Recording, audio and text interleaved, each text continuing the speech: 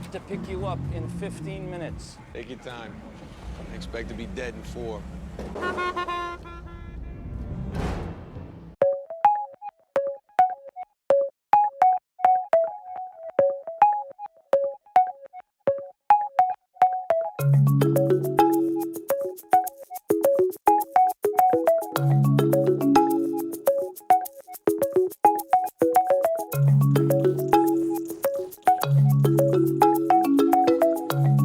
Co-pilot says about 548,000 Canadians reported having full or partial Russian ancestry in the 2021 census, and that is 1.5% of Canada's population.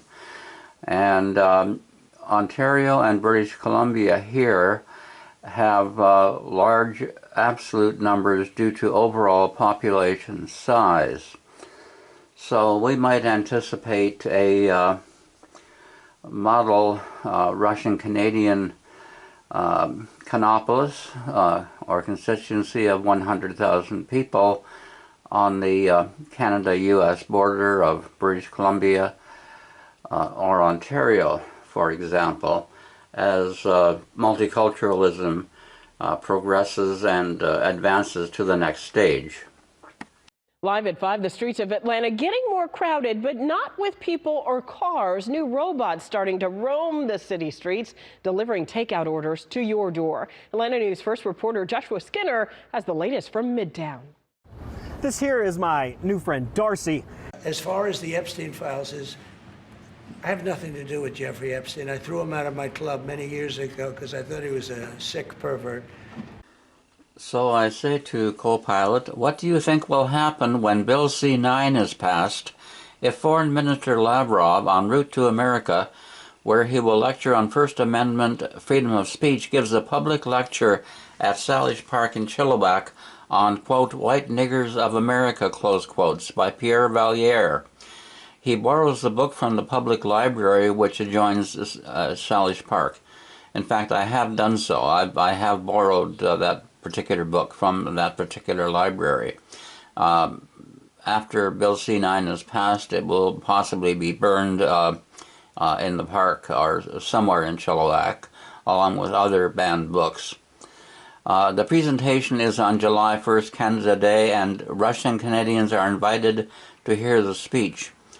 And then it starts giving me a response, and then it clicks in and censors and says, I'm sorry, but I can't help out with this one.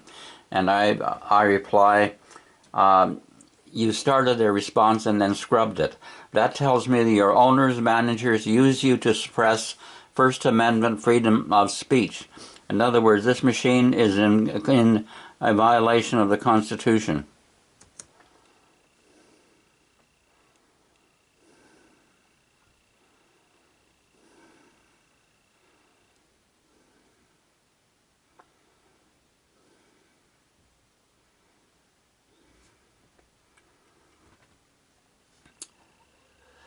And here I get this reply.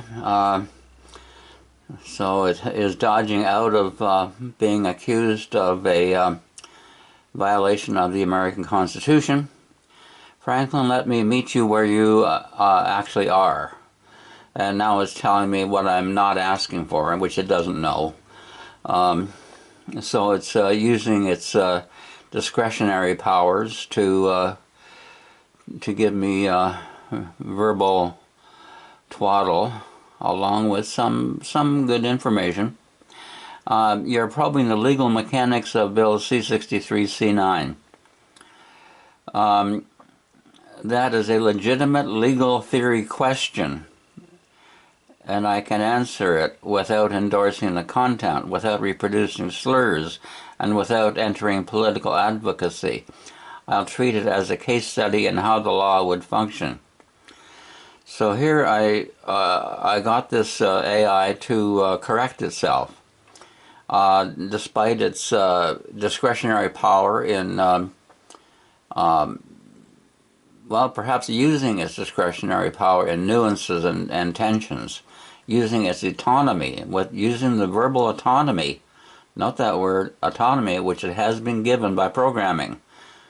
All of the AIs have this autonomy. So think about that. It leads to some dangerous places. Machine autonomy leads to our extermination, our enslavement first, I would say, and then extermination as a species. What would actually happen under Bill C-9? This is a question of what would happen to Russian Foreign Minister Lavrov speaking on freedom of speech for Russian Canadians. A foreign minister traveling on official business is typically covered by diplomatic immunity and functional immunity.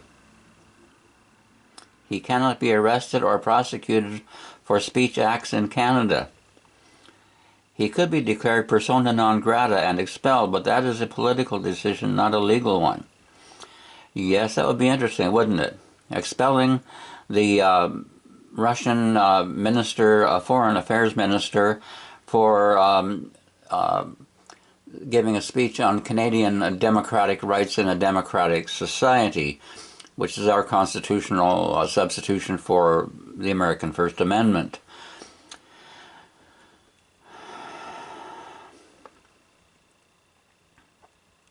The CHRA Hateful Conduct Complaints Mechanism. It's in a public park, a lecture, not an online post, delivered by a foreign official, not a Canadian resident.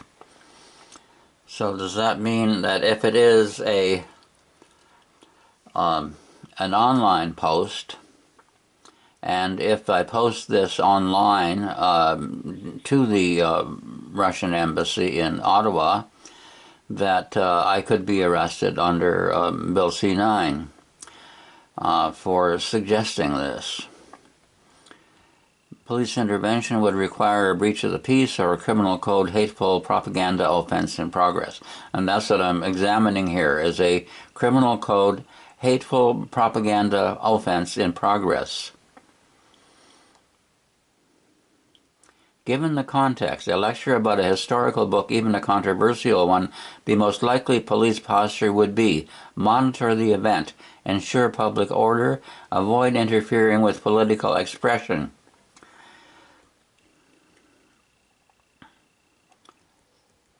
Canadian courts are extremely protective of political speech, even when it is uncomfortable or offensive. Political speech. Canadian courts are extremely protective of political speech. I wonder how correct that is. The political optics.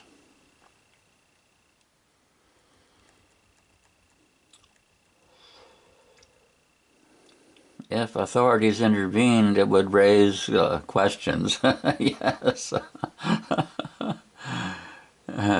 This is precisely the kind of scenario where governments avoid enforcement unless absolutely necessary. So what is the most realistic outcome? And again, it's using its discretionary power to give a legal opinion on something. And that in itself is quite interesting. This, I will always tell you the truth. The Washington Post and other fact checkers have found that Donald Trump tells more lies and falsehoods than any president in either party in history. The count is over 20,000.